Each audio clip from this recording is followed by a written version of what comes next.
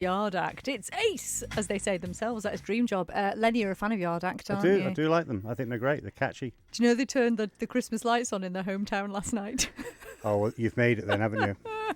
They were so excited about it. It's brilliant, and it's a very small hometown as well. Anyway, Lenny, obviously we're talking music, which I think is like it's pretty crucial in your life. Music, isn't it? Yes, yeah. It's weird. I don't come from a particularly musical family. Mum and Dad's music collections were James Bond themes and Frank Sinatra.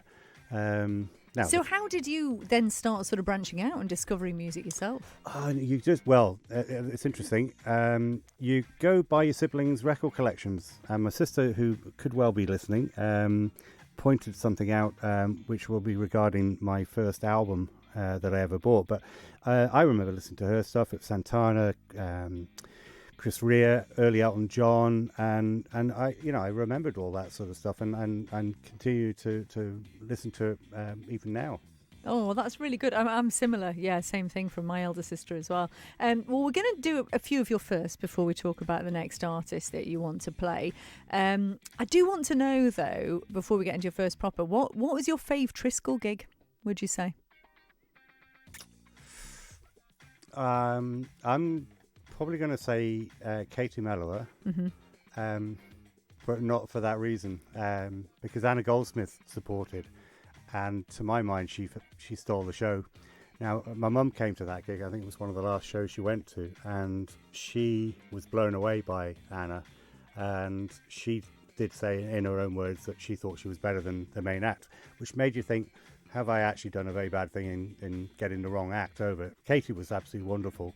Anna absolutely stole the show, and her and Pabs were the support, and that sticks.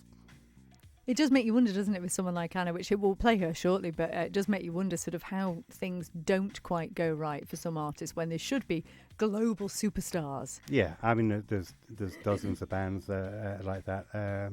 But no, it's interesting.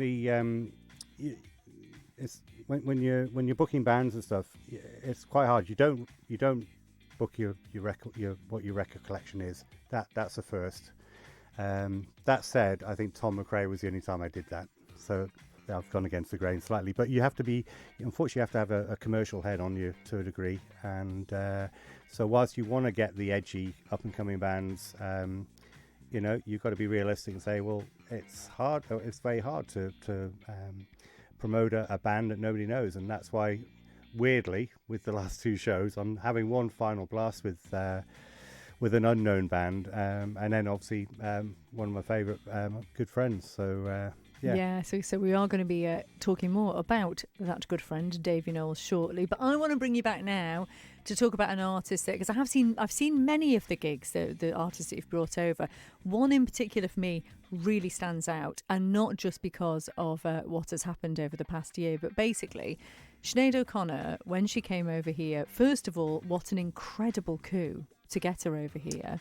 I mean, that in itself, was it difficult to get her? Yeah, that was probably about a year of negotiating, and then just really self-doubt, and I was just like, is that the right act for the island?